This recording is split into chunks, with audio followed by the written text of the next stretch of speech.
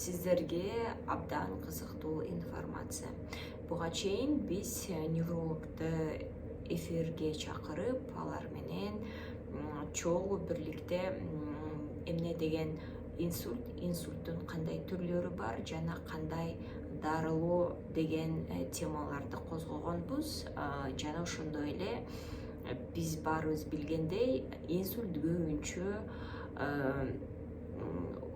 кандай десем, улгайган адамдар же 50 жашынан өйдө болгон бейтаптарда кездешет деп айтканбыз. Бирок тилге каршы бул дагы жашарып жатат деген дагы сөздү козгогонбуз.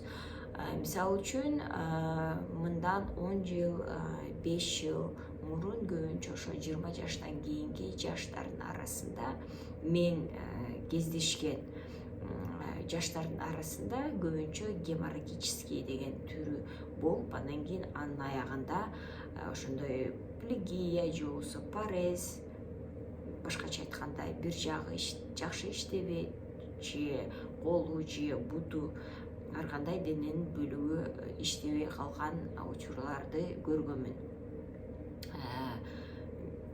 Мындан көп өтпөй мен жаңы бир кандай десем маалыматка күбө болдум.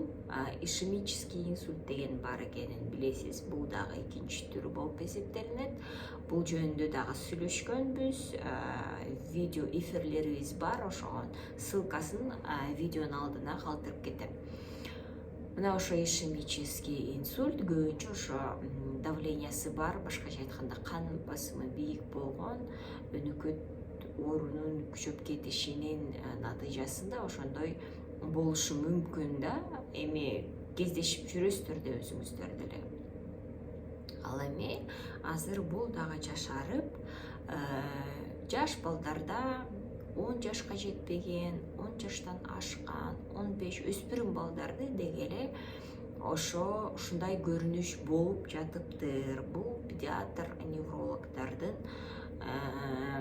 маалыматтары, жана мен өзүм дагы күбө болгон мындай случайлерди дагы көрдүм.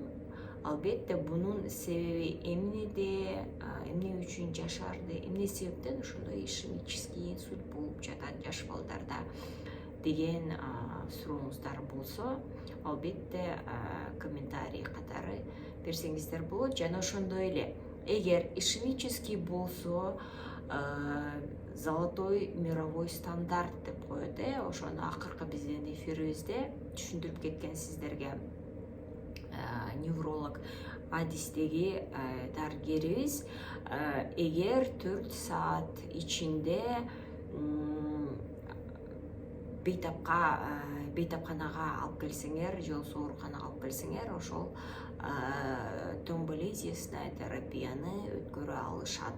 Жана бейтапта эч кандай из калбайт деп дагы айтып өткөнбүз сиздерге. Ошондуктан симптомдорун кайталап көрүп билип, имейте в виду, будьте начеку дегендей, жаш балда эгер мисалы үчүн ошо бети ошентип бир жагы кыйшайып, бир жагы иштебей калса, сиз жаш бала да бул ойноп атат деп ойлобоңуздар. Сиздер дароо дарыгерге, неврологко алып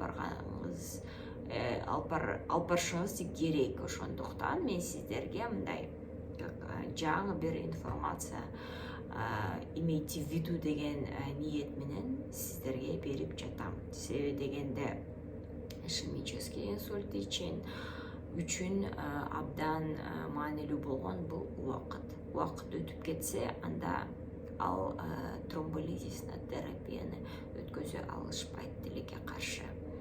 Саламатта калыңыздар, ден соолугуңуздарга кам көрүңүздөр ар дайым.